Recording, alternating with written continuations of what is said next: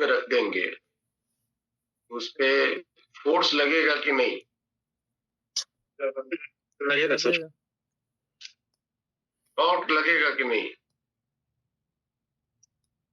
लग भी सकता, नहीं भी लग सकता सर। और अगर हम एक यूनिफॉर्म इलेक्ट्रिक फील्ड में डायपोल को रख देंगे तो उस पे फोर्स लगेगा कि नहीं? नहीं सर। नहीं लगेगा। और उस पे टॉर्क लगेगा कि नहीं? लग भी सकता, नहीं भी लग सकता सर। लग भी सकता है और नहीं भी लग सकता।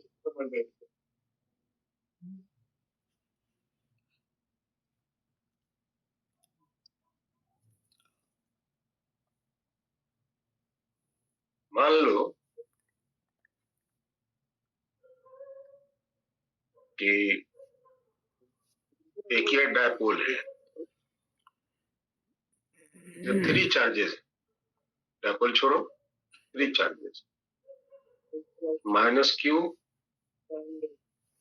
+q और एक +q, 3 चार्जेस। ठीक है, ध्यान से सुनिएगा क्वेश्चन और नीट के लिए इसको इंपॉर्टेंट मार्क कर लीजिए। एक पॉइंट यहाँ P है जो इससे x दूरी पर है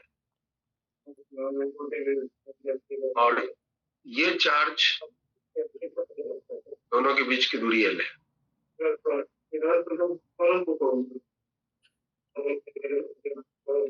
If x is very greater than L, find E at P। कहाँ से आवाज आ रहा है? म्यूट कर लो फिर।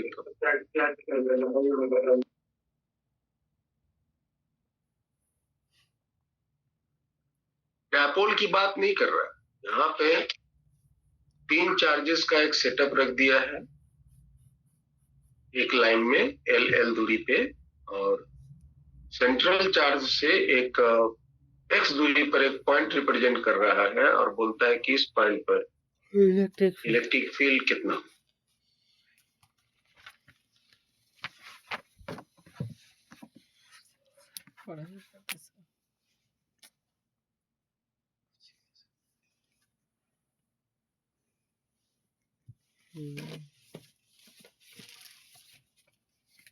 क्वेश्चन समझ में आया? प्रिंस, क्वेश्चन समझ में आया? हाँ सर, आया समझ।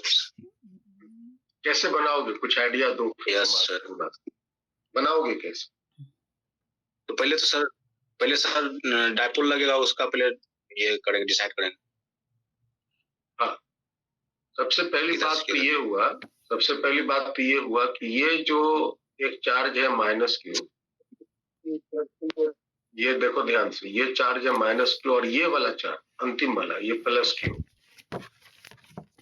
क्योंकि ये L बहुत छोटा है x से, तो क्या हम इसको एक डायपोल के रूप में मान सकते हैं?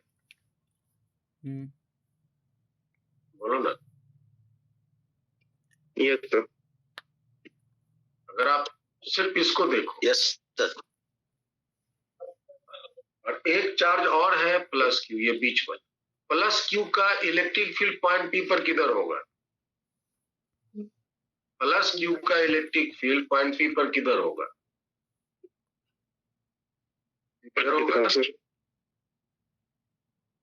होगा ना सर? +q का इलेक्ट्रिक फील्ड इस डायरेक्शन में होगा, इधर। ये इलेक्ट्रिक फील्ड हुआ किसके कारण? सिर्फ चार्ज q के कारण।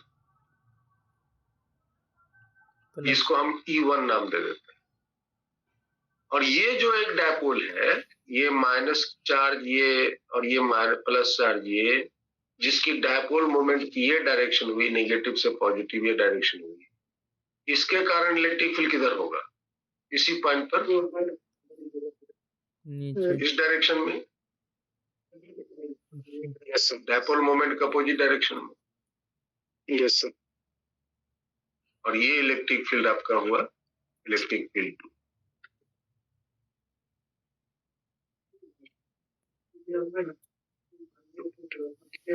अभी E1 का वैल्यू बताइए क्या होगा? E1 का वैल्यू बताइए। 4 by epsilon naught. 1 by 4 pi epsilon naught P by R cube x cube sir. अब ऐसे करोगे तो हम रोने लग जाए। E1 पूछ रहे हैं E1। Yes sir. E1 हो जाएगा sir. E1 का इलेक्ट्रिक फील्ड बोलो। E1 किसके कारण है? इलेक्ट्रिक फील्ड ये जो E1 है किसके कारण है? प्लस क्यू चार्ज के कारण। प्लस क्यू चार्ज के कारण है। तो प्लस क्यू चार्ज के कारण यहाँ से x दूरी पर इलेक्ट्रिक फील्ड क्या होगा? 1 by 4 pi epsilon naught. 1 by 4 pi epsilon naught Q by x square. Q by x square। और क्यूब बोल रहा है। P बोल रहा है। पीपी बोल रहा है। पीपी बाजा बजाओ तुम तो। अच्छा है। अब E2 बोलो E2। ये E2 किसके कारण इलेक्ट्रिक फील्ड है? डायपोल के कारण सर। डायपोल के कारण। और वो कौन सी पोजीशन में है? बाइसेक्टर की पोजीशन। Yes sir. तो फॉर्मूला बोलिए 1 by 4 pi epsilon naught Q square P बटा में x cube. Yes sir. P बटा में x क्यूब। अब क्योंकि P तो दिया हुआ नहीं है ना यहाँ पे, तो P बराबर क्या लिख सकते हैं? Q into 2L। Yes sir. हाँ 2L सर, है ना? Q into 2L। तो आप इसको जो है उस रूप में लिख दीजिए 1 by 4 pi epsilon naught Q into 2L बटा में x। और अब इन दोनों की रिजल्टेंट किधर होंगी? रिजल्टेंट इसके बीच। 45 नहीं 45 नहीं, 45 नहीं। नहीं सर, मतलब बीचों बीच रिजल्ट। बीचों बीच। तो पॉइंट P पर electric field root under E1 square plus E2 square. और E1 E2 की वैल्यू यहाँ पे प्लेस करो तो Q by 4 pi epsilon naught x square ये सब कॉमन हो जाएंगे। रूट के अंदर में सब है ना, ये कॉमन हो जाएंगे। यहाँ पर बच जाएगा 1 का स्क्वायर और यहाँ हो जाएगा 2L by x का स्क्वायर। समझ आया? ये 2L ऊपर रह जाएगा और x एक नीचे रह जाएगा और यही आपका आंसर है। ठीक है जी? Yes sir.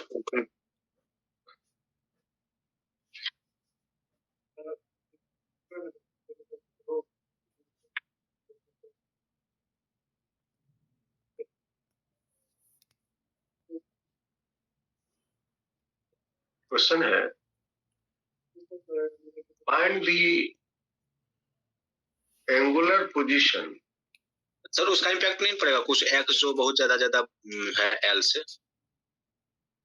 नहीं, बस इतना ही आंसर कर देंगे। एक्स और एल के टर्म में तो आंसर करना ही है ना। यस, एक्स और एल के टर्म में तो आंसर करना ही। आप इसको चाहो तो थोड़ा और मिनिमाइज कर सकते हो, ऑप्शन देख लेना। हाँ सर, ये जैसे 2L है तो उसको बाई एक्स है तो बहुत ज्यादा बड़ा है तो उसको फिर उसको यहाँ तक तो ठीक रहेगा, यही रहेगा। यस सर, तो वही। अब हम यहाँ देखो कुछ कर सकते हैं। यहाँ क्या कर सकते हैं कि 1 प्लस ये क्या हो गया, ये पावर में 2 है। यस सर, पावर में 2 है। ये हो गया क्या, 4L square by x square. Yes sir. और ये जो रूट है आपका रूट,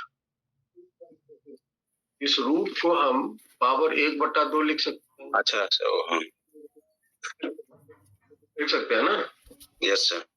और इसमें फिर हम बायनोमियल अप्रोक्सीमेशन लगा सकते हैं। मैं समझ रहे हैं हम क्या बोल रहे हैं। Yes sir. और जब बायनोमियल अप्रोक्सीमेशन लगाएंगे तो वो जो 1/2 है आकर यहाँ गुना हो जाए इनटू आ जाएगा। Yes sir. और ये यहाँ से ये कट जाए और फाइनल आंसर आप कुछ इस तरह से इसके बारे में बोल। Q by 4 pi epsilon naught x square 1 plus 2L square by x, ये बोल यस सर। समझे ना,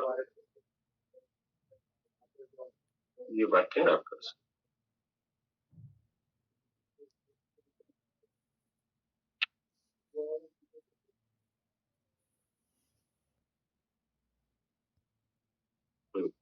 तो हम एक क्वेश्चन ले रहे थे,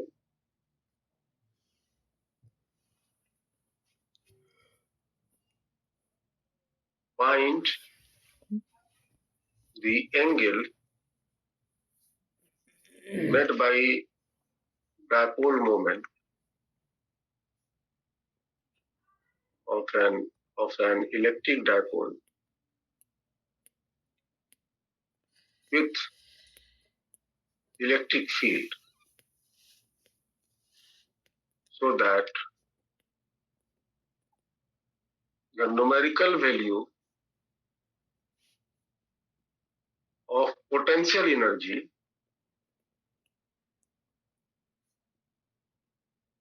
should be equal to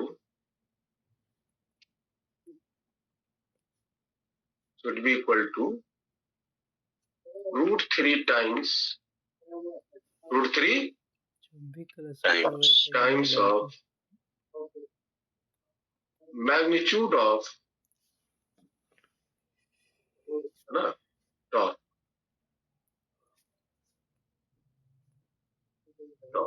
by electric field.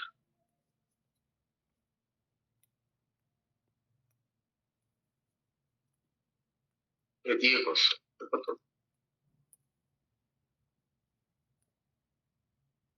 वो एंगुलर पोजीशन बताइए जिस पर पोटेंशियल एनर्जी की न्यूमेरिकल वैल्यू और टॉर्क की वैल्यू के बीच का संबंध, मतलब पोटेंशियल एनर्जी रूट 3 टाइम्स हो इसके टॉर्क से, न्यूमेरिकल वैल्यू।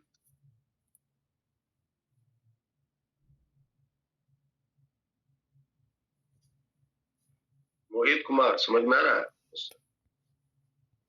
Yes sir. तबीयत ठीक हो गया तुम्हारा? बुखार ठीक हो गया? Yes sir. उनको ठीक, तुम्हारा ठीक हो गया और हमको दे दिए हल्का हल्का।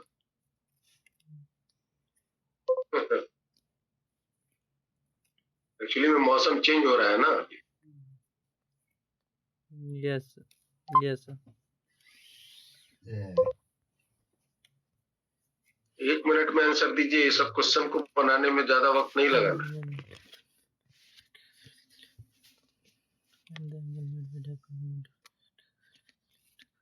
पोटेंशियल एनर्जी की न्यूमेरिकल वैल्यू बराबर होनी चाहिए root 3 times of the torque,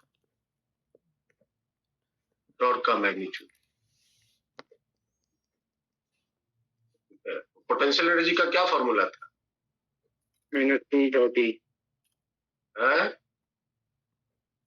minus P dot E। हाँ, तो उसका न्यूमेरिकल वैल्यू क्या हो जाएगा?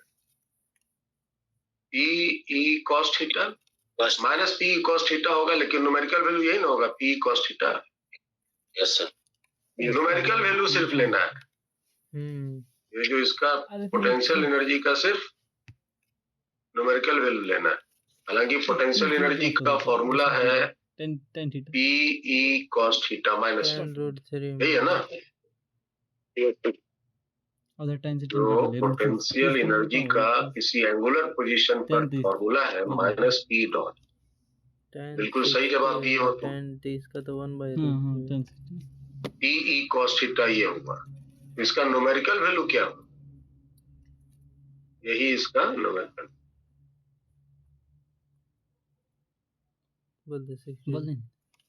जैसे हम आपके पास कोई संख्या लिखते हैं -5, इसका न्यूमेरिकल वैल्यू क्या है? 5 है ना, नेगेटिव साइन का। बस बस ये आपका हुआ P cos नहीं सही है रूट 3। बताइए तो यहाँ पे टॉर्क का फॉर्मूला क्या पड़े हैं? टॉर्क का P cross cross E। E cross E cross. इसका मैग्नीट्यूड क्या बोलेंगे? E sin theta. E sine theta magnitude. यहाँ पर पोटेंशियल टॉर्क का मैग्नीट्यूड लेना है। ई साइन ई कैंसिल हो गया। कॉस थीटा को नीचे भेज दो, यहाँ हो जाएगा 1/√3, नीचे आ जाएगा 1/√3 हो जाएगा। हो गया। तो लेफ्ट साइड में tan थीटा बराबर 1/√। तो थीटा वैल्यू तो खाली √3 कर रहा हूँ। 30 डिग्री। बोलो ना। Yes sir. Yes, sir. 30 degree के एंगुलर पोजीशन पर पोटेंशियल एनर्जी की न्यूमेरिकल वैल्यू और टॉर्क की मैग्नीट्यूड दोनों आपस में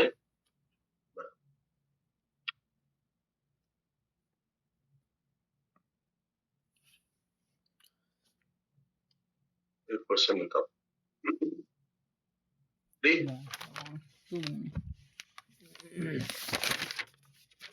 Find the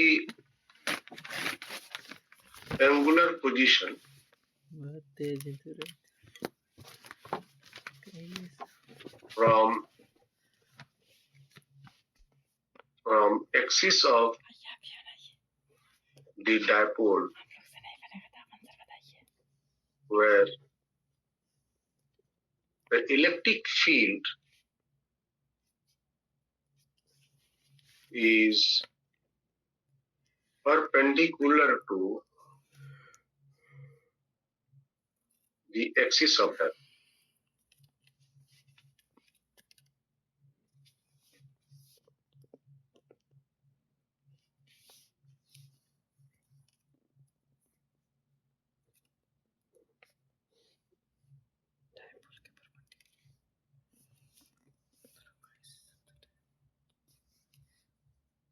ये क्वेश्चन देखने में छोटा लगता है बड़ा गंभीर। गाँव करेंगे।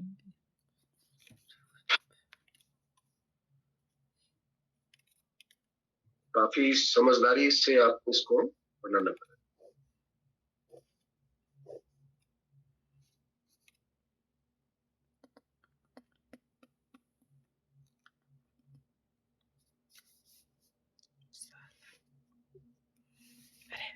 क्वेश्चन समझ में आया प्रिंस? ये पहले बताओ। आएगा तभी आपका हाथ चलेगा, नहीं आएगा नहीं चलेगा।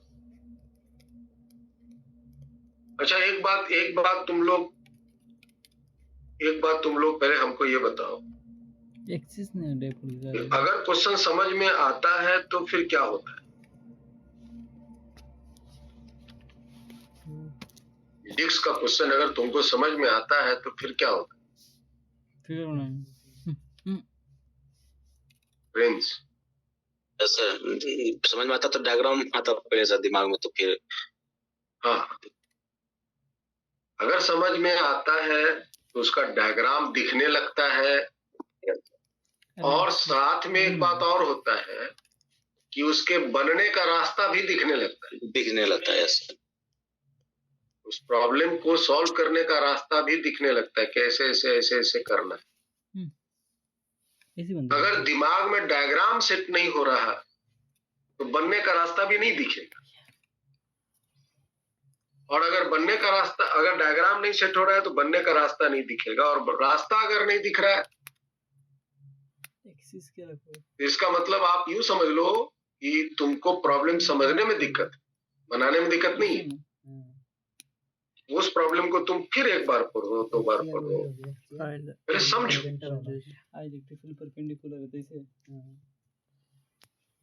क्या दिया है, क्या निकालना है, क्या कंडीशन है, ये सारी बातों को मनन करो सवाल के साथ, 1 बार 2 बार 3 बार पढ़ के।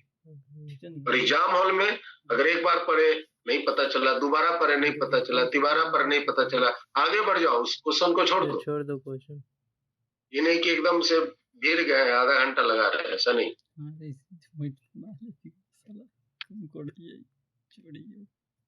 अब आइए हम इस सवाल के साथ पता नहीं देखो ध्यान जा रहे, लेकिन क्या दिया है वो सब। जैसे कि मान लो एक ये डायपोल है, देखो ध्यान से, ये एक निगेटिव चार्ज मान लो ये है और एक पॉजिटिव चार्ज है, कहाँ है सर? ये आपकी डायपोल हुई। अच्छा, इतना दूर पे बना हुआ है। तो और ये डायपोल आप जानते हो कि डायपोल का ये एक्सिस हुआ, नेगेटिव से पॉजिटिव ये ना एक्सिस हुआ। हमेशा हम कोई भी दूरी या कोई भी जगह हम जब मेजर करते हैं तो हम डायपोल के सेंटर से मेजर करते हैं। Yes sir. आपको पता है ये दो वाइटल पॉइंट इस डायपोल के होते हैं, एक ये एक्सियल लाइन और इसको बोलते हैं इक्वेटोरियल लाइन, इक्वेटोरियल लाइन। ये दो पॉइंट हैं जो डायपोल के साथ, ये दो वाइटल लाइन। अब जरा यहां से एक्स दूरी, यहां एक्सिस पर तुम गौर करो, यहां से एक्स दूरी आगे और उतना ही एक्स दूरी यहां से आगे।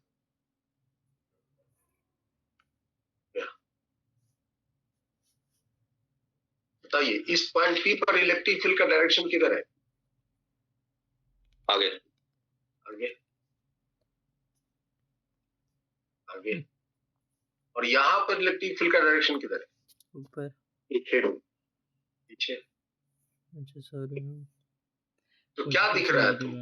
अगर हम इसको E1 नाम देते हैं, इसको E2 नाम देते हैं, पॉजिटिव से नेगेटिव रहता है तो क्या दिख रहा है? अगर हम मान लो कि यहां से ऐसे चलते हैं, ये मेरी रास्ता है, ये मेरा रास्ता है, अगर ये रास्ते पे हम चल रहे हैं, यहां से यहां तक ऐसे चल रहे हैं, तो इलेक्ट्रिक फील्ड का डायरेक्शन 180 मुड़ गया। Yes sir. इलेक्ट्रिक फील्ड का डायरेक्शन 180 मुड़ गया। 180 मुड़ गया। इसका मतलब रास्ते में कहीं ना कहीं ऐसा जरूर एक पॉइंट होगा जो इलेक्ट्रिक फील्ड ऐसा होगा। Yes sir. अगर एक पॉइंट को P मान लिया जाए तो यहाँ पे इलेक्ट्रिक फील्ड जरूर होगा जो एंगल कितना बना रहा है? 90 डिग्री एक्सिस के साथ।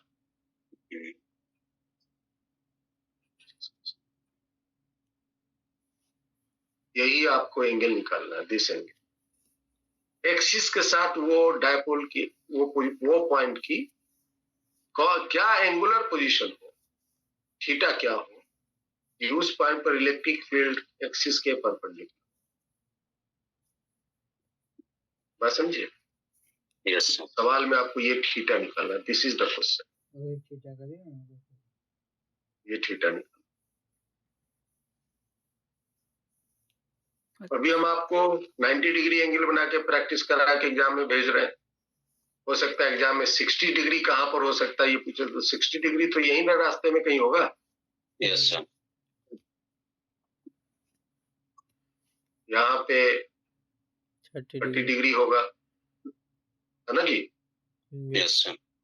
यहाँ पे 30 होगा, यहाँ पे 60 होगा, यहाँ पे 90 हो गया, यहाँ पे 90 से ज्यादा हो जाएगा। Yes sir. यहाँ पे 90 से और थोड़ा ज्यादा हो जाएगा, और यहाँ पहुंचते पहुंचते 180 हो जाएगा। क्या हो रहा है? एंगल बढ़ते जा रहा है ना। Yes sir. Yes sir. तो हमें सिर्फ यही को फोकस करना है, ये एंगल थीटा क्या। अभी हमने सिर्फ क्वेश्चन समझा है, अभी हमने सिर्फ क्वेश्चन समझा। देख रहे हो ना, भाषा पढ़ो। Find the angular position from axis of dipole. Axis of dipole का एंगुलर पोजीशन बताइए, तो कौन सी एंगल बताइए? Where the electric field is perpendicular to the axis of dipole, जहां इलेक्ट्रिक फील्ड जो है वो एक्सिस के परपेंडिकुलर, डायपोल के एक्सिस के परपेंडिकुलर। इतना शॉर्ट लाइन में कितनी बड़ी क्वेश्चन पूछ दिया है। समझ आया? Yes sir. आप बनाएंगे कैसे? अभी हमने सिर्फ क्वेश्चन समझा।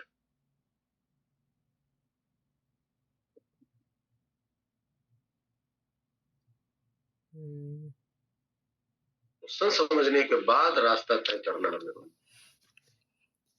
चलो बताओ, फटाफट बताना। इस डायपोल का डायपोल मोमेंट ये हुआ। Yes, yes sir. इस डायपोल मोमेंट का इस डायरेक्शन में कंपोनेंट कितना होगा? P sine P cos theta और इस डायरेक्शन में P sine P sine theta. P sin।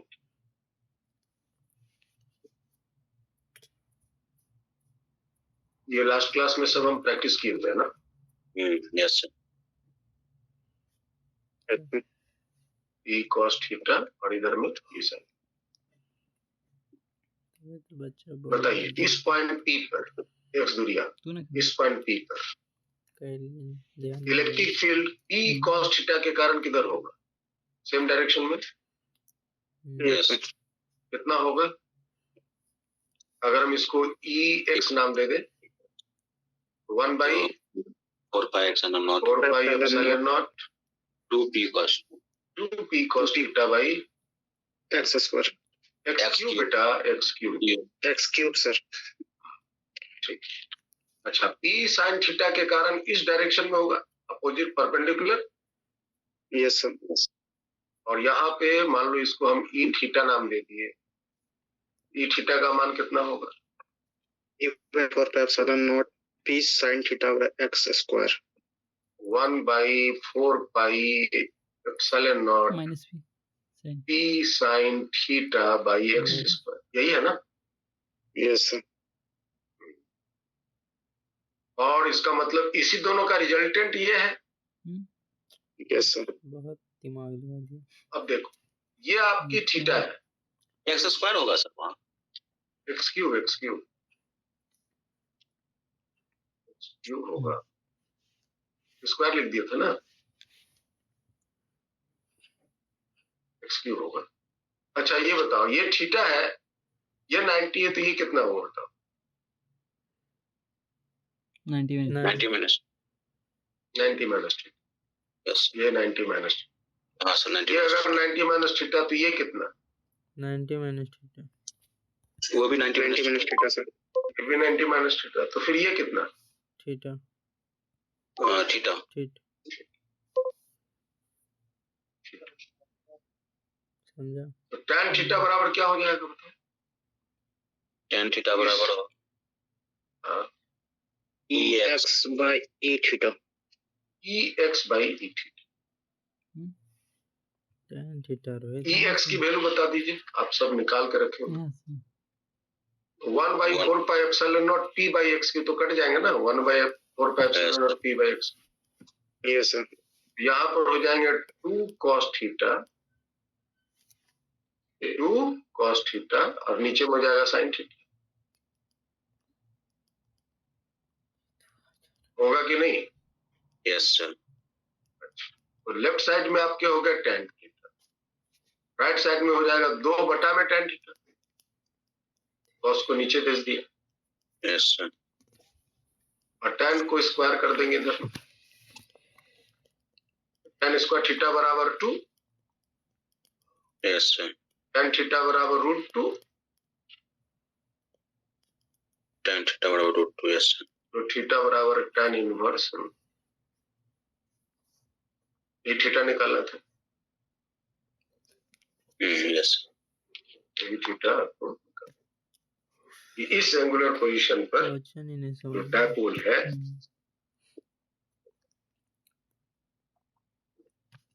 इस एंगुलर पोजीशन पर जो आपका dipole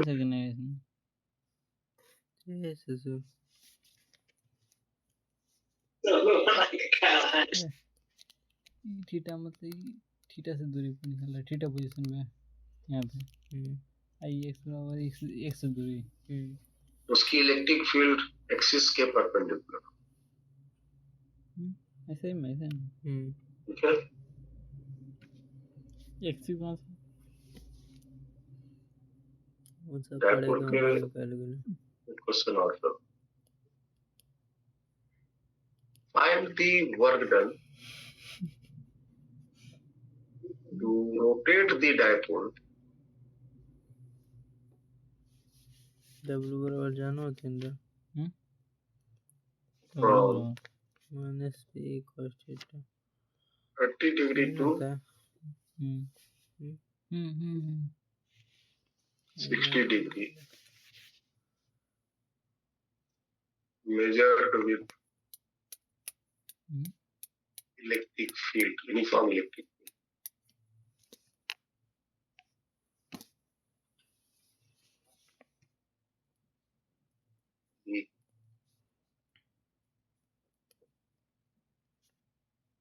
If P with the dipole moment.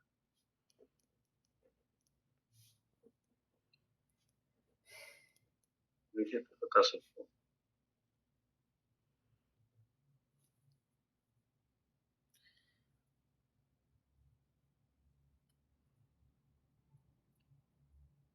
Find the work done to rotate the dipole. अच्छा रोटेट कर मतलब टॉर्क लग रहा है पी cos थीटा और टॉर्क हाँ पी बराबर हो एनर्जी रे मतलब वर्क एनर्जी पोटेंशियल जो होला ना इसी को वर्क कर सकते हैं पी cos थीटा और टॉर्क पी sin थीटा एक हम 30 लिख देते हैं cos 30 cos sin theta fine 60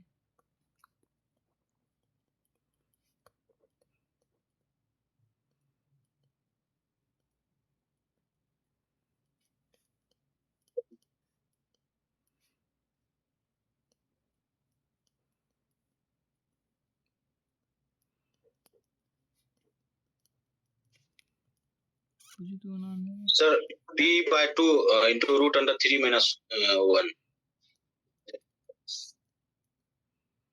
अच्छा यहाँ वर्क डन किसके कारण निकालना है? एक्सटर्नल फोर्स के कारण, इलेक्ट्रिक फील्ड के कारण। यहाँ निकालना एक्सटर्नल फोर्स के कारण। भाषा पढ़ो समझ में। वर्क डन टू रोटेट मतलब रोटेट करा। कुछ भी बेटा नहीं थीटा 1 से थीटा 2 तक रोटेट कराने के क्या फॉर्मूला दिए बताइए। देखिए work done by external force theta 1 से थीटा 2 के लिए PE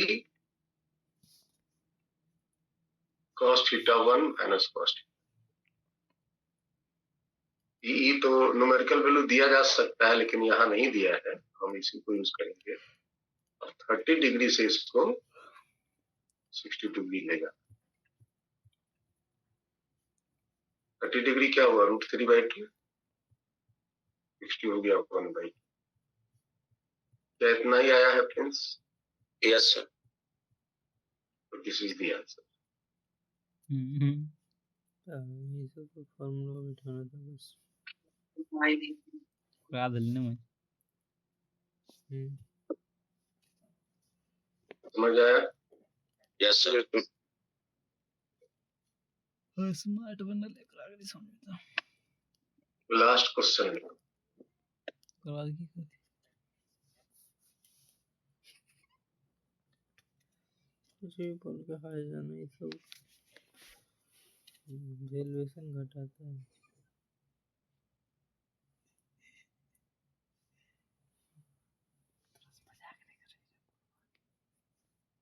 मजाक करता ठीक नहीं लगता तू हमारा रास्ता बने चली हमारी सब गलत रास्ते तू कर रहा है हाँ ठीक है स्टेप ही से नहीं था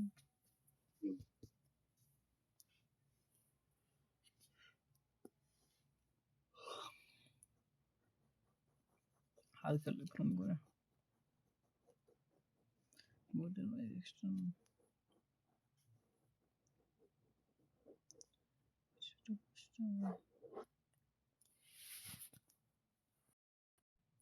HCl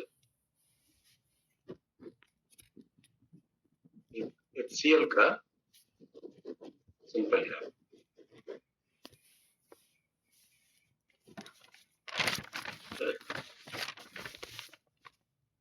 placed in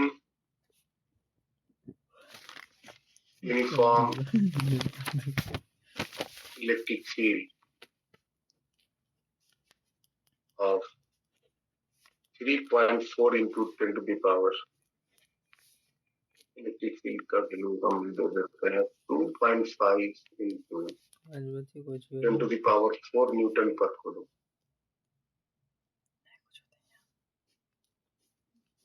If dipole moment, अच्छा H और Cl के बीच का एंगल क्या है?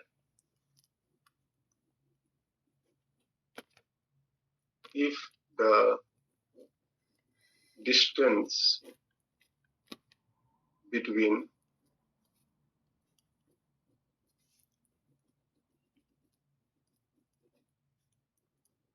H plus and Cl minus ion is 2.5 angstrom. Okay. 2.5 angstrom. Find the maximum torque that can act on the molecule.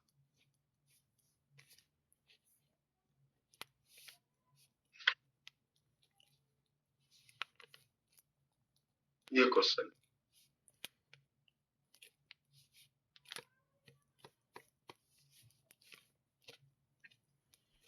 आपको पता है ना कि मॉलिक्यूल सभी जो होते हैं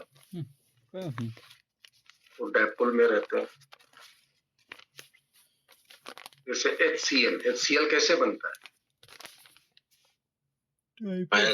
H plus और Cl H plus Cl minus ऐसे बनता है ना। हाइड्रोजन जो है ये बेचारा के पास एगो इलेक्ट्रॉन है, क्यों ना है? वो डोनेट कर देता है किसको? क्लोरीन। एक चार्ज करंट डायपोल में इसमें एक इलेक्ट्रॉन की बढ़ोतरी हो गई तो माइनस चार्ज हो गया, इसमें एक इलेक्ट्रॉन की कमी। और इन दोनों के बीच की दूरी है 2.5 एंगस्ट्रॉम।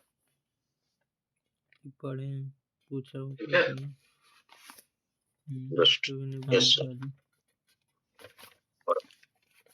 इसका डायपोल मोमेंट कितना होगा? P cross A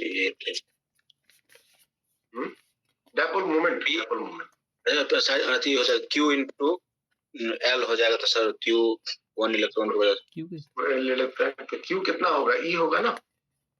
yes sir E और इंटू L हो जाएगा।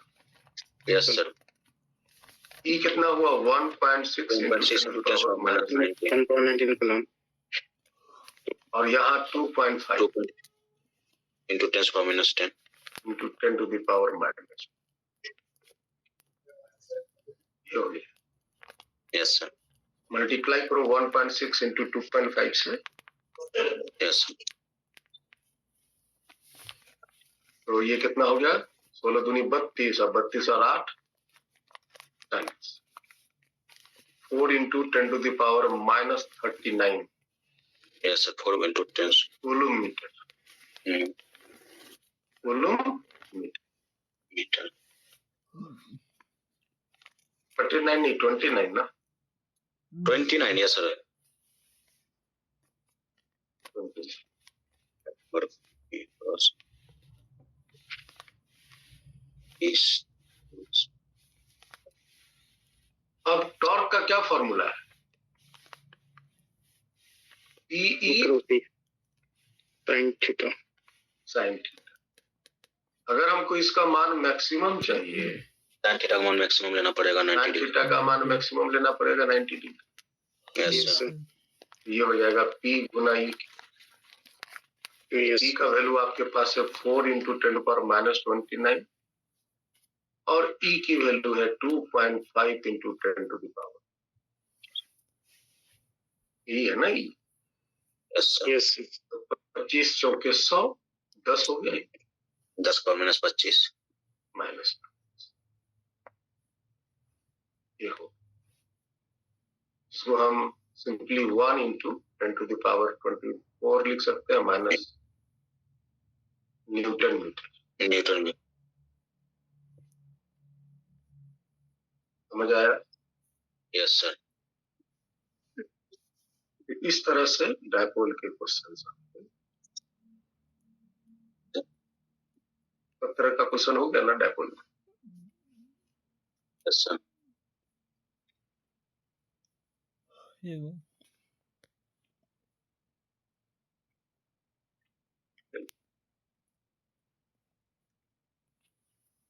वो हम शुरू करते हैं गॉस लॉ। इसमें तो झंडा गाड़ देना है। गॉस लॉ का क्या कहना है? पहले इलेक्ट्रिक फ्लक्स पढ़ लेते हैं। Yes sir.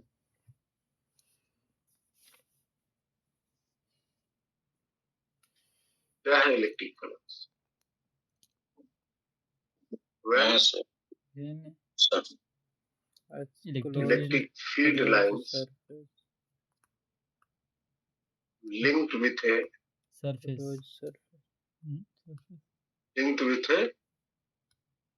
given surface. Linked मतलब भेदना। लिंक्ड मतलब भेदना। भेदना मतलब छेद करके पार से ऊपर जाना।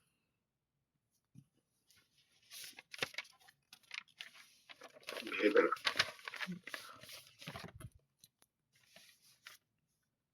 with a given surface. Then we say, तब हम कहेंगे there is an electric flux.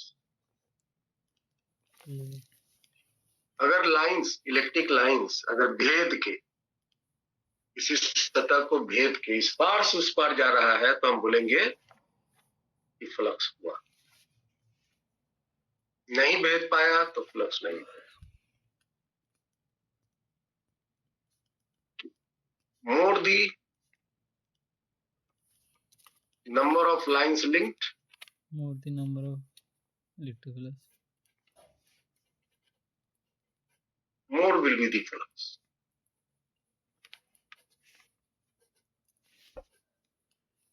समझ में आया? जितना लाइंस भेदेगा हम कहेंगे उतना ही ज्यादा फ्लक्स। कम लाइंस भेदेगा तो बोलेंगे फ्लक्स कम हो। लाइंस अगर नहीं भेदेगा तो बोलेंगे फ्लक्स नहीं। जैसे हम अगर आपको मान लो एक चार्ज है, ये अपने चारों तरफ इलेक्ट्रिक लाइंस ऐसे बना रहा है।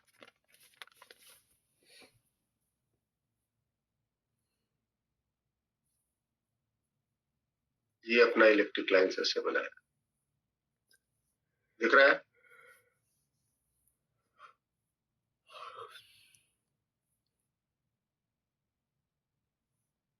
ये अपना इलेक्ट्रिक लाइंस ऐसे बनाया। This is the electric line.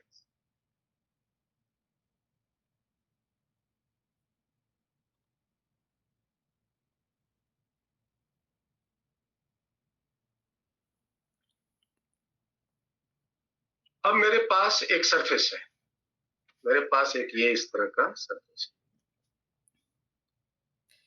ये सरफेस। अब हम इस सरफेस को एक बार यहां ले जाकर के रख,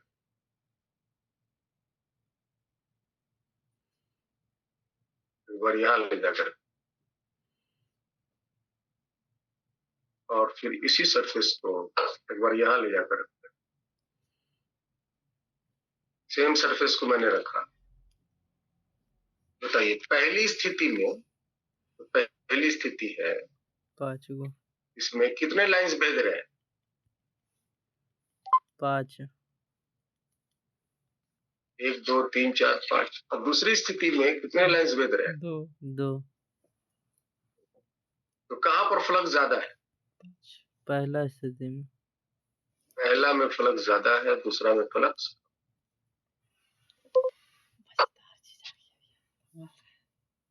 ठीक है।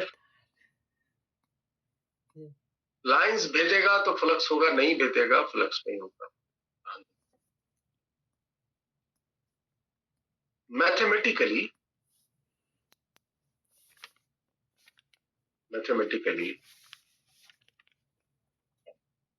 flux is defined as the scalar मतलब dot, product of electric field and area vector।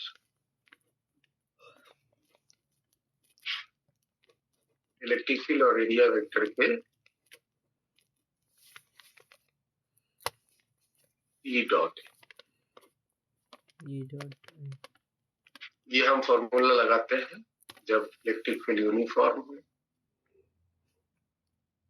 और जब यूनिफॉर्म नहीं है तो हम इंटीग्रेशन ई डॉट। समझ आया?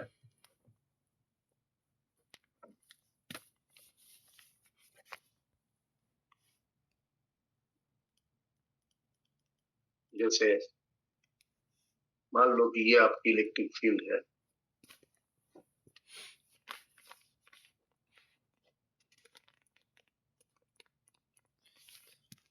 यूनिफॉर्म इलेक्ट्रिक फील्ड है, और इस फील्ड में हम एक प्लेट को ऐसे रख देते हैं,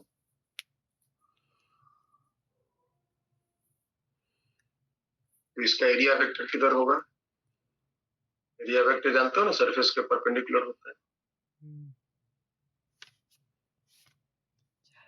और ये आपकी इलेक्ट्रिक फील्ड हुआ, दोनों के बीच का एंगल ये है थीटा। तो अब यहाँ पे फ्लक्स कितना होगा? E dot A cos dot product है ना,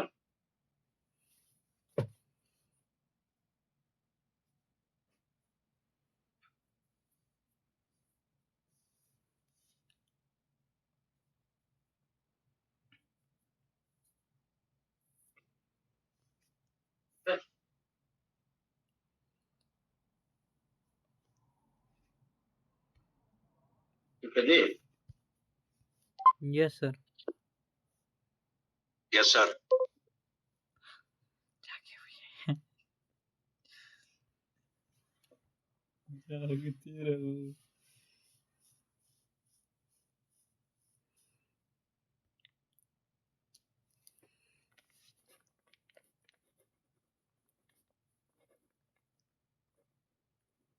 थोड़ी सी हम इलेक्ट्रिक फील्ड लाइंस डिस्कस करते हैं।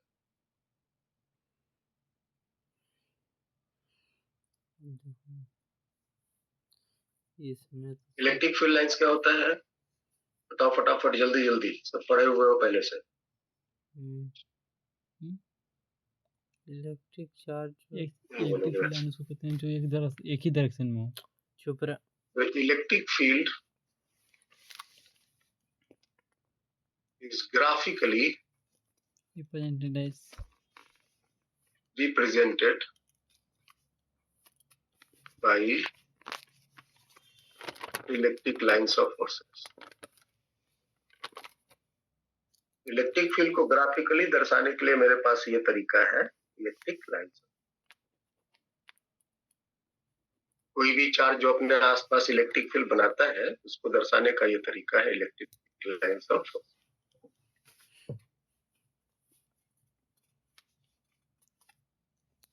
It is drawn in such a way that the tangent at any point gives the direction of electric field at that point। ये इस प्रकार खींचा जाता है कि किसी भी जगह पर हम अगर एक टेंजेंट डाल दें तो उस पॉइंट पर वो टेंजेंट का डायरेक्शन इलेक्ट्रिक फील्ड का डायरेक्शन को रिप्रेजेंट करेगा। जैसे कि मान लो ये मेरे पास कुछ इलेक्ट्रिक फील्ड लाइंस है और हम चाहते हैं कि इस जगह पे पॉइंट पी जगह पे है ना इलेक्ट्रिक फील्ड का क्या डायरेक्शन है, तो हम इस पॉइंट पी पर एक टेंजेंट डाल देंगे। ये टेंजेंट का डायरेक्शन पॉइंट पी पर इलेक्ट्रिक फील्ड का डायरेक्शन बताएगा।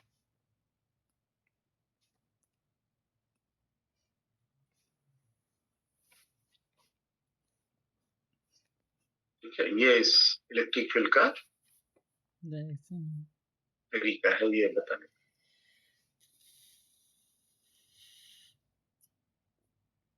How to draw electric lines.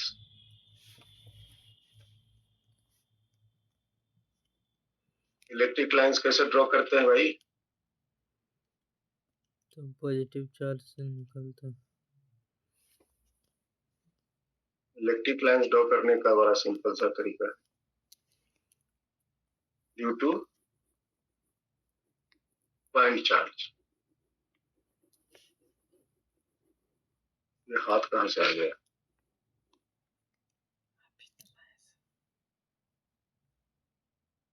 Point charge के कारण इलेक्ट्रिक फील्ड, तो ये प्लस क्यू चार्ज है, तो आप एज्यूम करो इसके आसपास जितने भी पॉसिबल जगह है वहां पे एक कूलम का चार्ज रख दो और बताओ ये प्लस क्यू इसको क्या करेगा? रिपेल करेगा।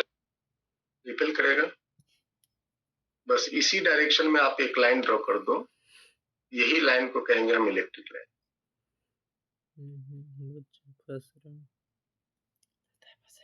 इसी लाइन को हम तो कहीं भी रख सकते हो, इसके चारों तरफ कहीं भी रख सकते हो, इसके चारों तरफ।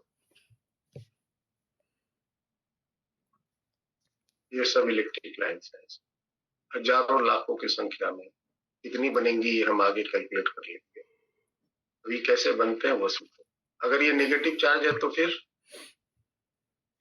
अट्रैक्ट क्या होगा? अट्रैक्ट होगा, रिपेल होगा। पॉइंट चार्ज अगर बगल में रखोगे तो अट्रैक्ट होगा। तो वो डायरेक्शन आप ड्रॉ कर दीजिए अट्रैक्ट वाला। ये आपके इलेक्ट्रिक लाइन्स ये बाहर निकलता है। अच्छा इसलिए तो कहते हैं पॉजिटिव से बाहर निकलता है, नेगेटिव घुसता है। अगर दो चार्ज हैं,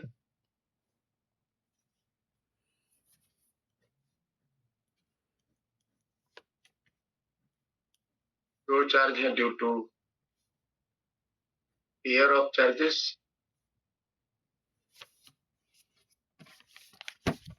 जैसे कि एक पेयर ऑफ चार्ज में प्लस है और दूसरा साइड माइनस है।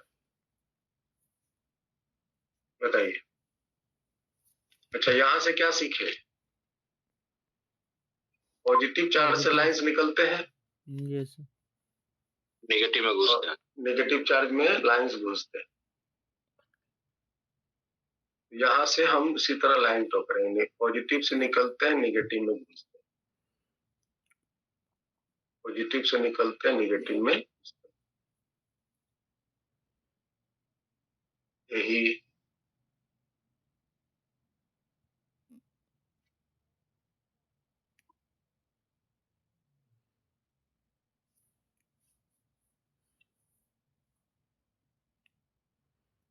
निकलना घुसना लग रहा है।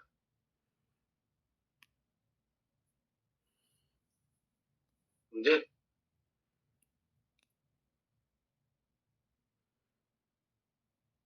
दोनों प्लस होता तो क्या होता?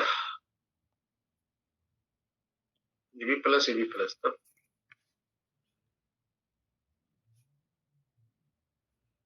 दोनों प्लस होता तो क्या होता?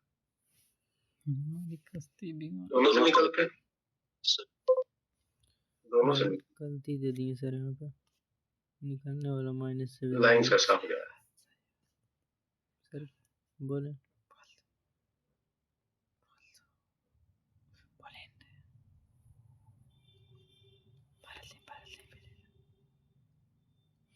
दोनों से निकलता, दोनों नेगेटिव होता तो क्या होता भाई? दोनों में घुसते खाली सर। दोनों में खाली घुसता।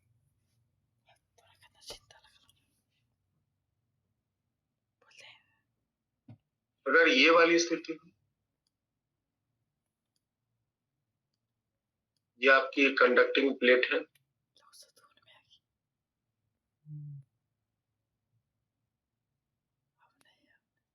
और यहाँ एक चार्ज, बार बार हम भी गलती है बोली ठीक नहीं है। इसके लाइंस कैसे होंगे? यहाँ माइनस चार्ज कर लेते हैं, तो यहाँ से लाइंस निकलेंगे स्मूथ से, और कंडक्टर से लाइंस हमेशा परपेंडिकुलर निकलते हैं। समझ में आ रहा है? यहाँ से परपेंडिकुलर निकलेंगे, यहाँ जाकर परपेंडिकुलर निकलेंगे।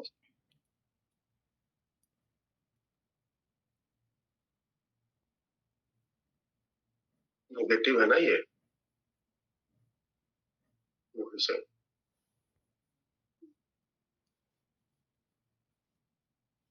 ऐसे निकलेंगे।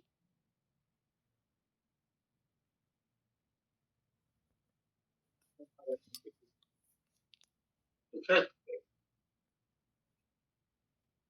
ये घुसना निकलना समझ में आया? Yes sir. Properties of electric lines of force.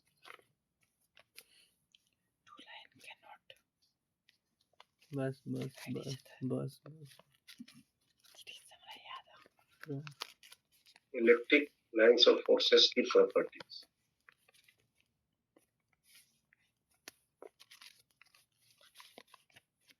Lines emit out from positive charge and end at on negative charge. on positive से निकलेंगे, नेगेटिव में घुसेंगे। ठीक है, ऐसा करते हैं। इस टॉपिक को नेक्स्ट क्लास में करेंगे, क्योंकि इसको प्रॉपर्टीज करने के बाद इसका प्रॉब्लम्स भी करेंगे, तो दोनों का एप्लीकेशन साथ में आता। ठीक है, फिर आज यहीं तक रखते हैं।